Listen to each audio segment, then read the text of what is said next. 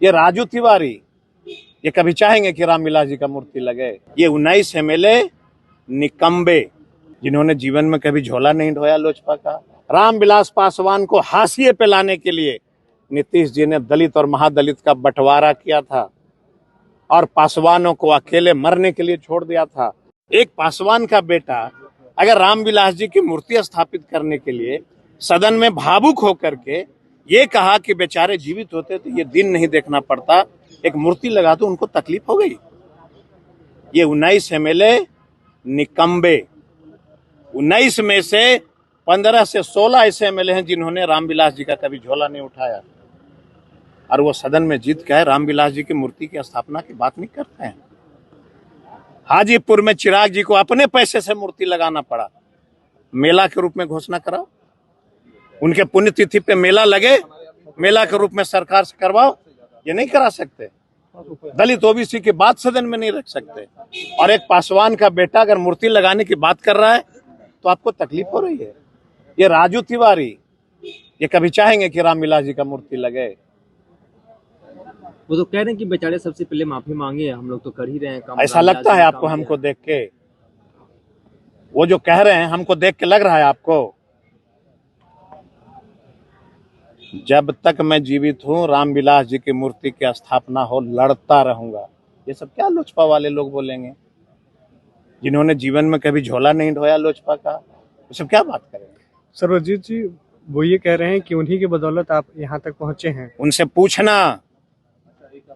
पूछना मैं आपको चुनौती देता हूं कि जब हाजीपुर से रामविलास जी हार गए थे और मैंने कहा था गया में कि फिर से नई जीवन की शुरुआत होगी और मैंने गांधी मैदान में अपने बलबूते पर रैली किया था, देश का ऐतिहासिक रैली हुआ था और मैंने लालू जी से जाके कहा था कि सर ये देश के नेता हैं, इनकी घर खाली कराई जा रही है 12 जनपद, ये मरमाहित हैं, दुख में हैं।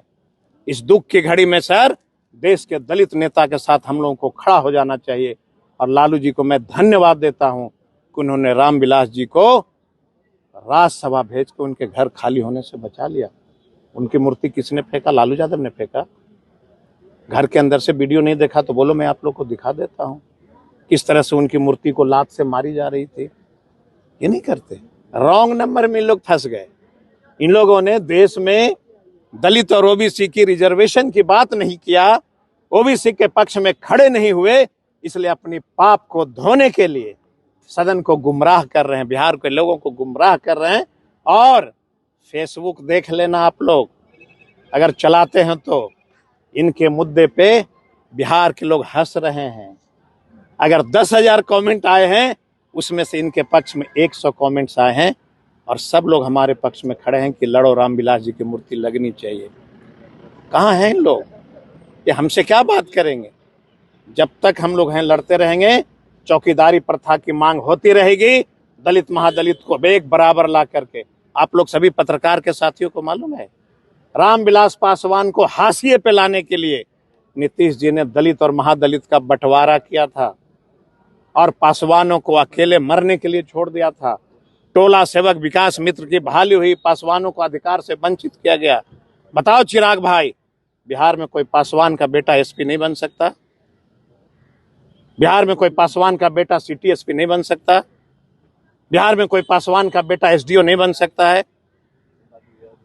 इसकी मांग नहीं करोगे और एक पासवान का बेटा मूर्ति स्थापना की बात कर रहा है तो आपको तकलीफ हो रही है। रामविलास जी सिर्फ उनके पिता नहीं थे, वो बिहार के तमाम गरीब गुरबा के पिता थे। और वो फिर आप माफी की मांग कर रहे हैं, वो कह रहे हैं कि माफी मांगनी चाहिए। अगर रामविलास जी का मूर्ति लगाने की मांग करना अपराध है तो हम माफी की बात क्यों कर, हम हटाने के लिए तैयार हैं। वो तो कह रहे नेता प्रतिपक्ष एसपी यादव पर आरोप लगा रहे सर।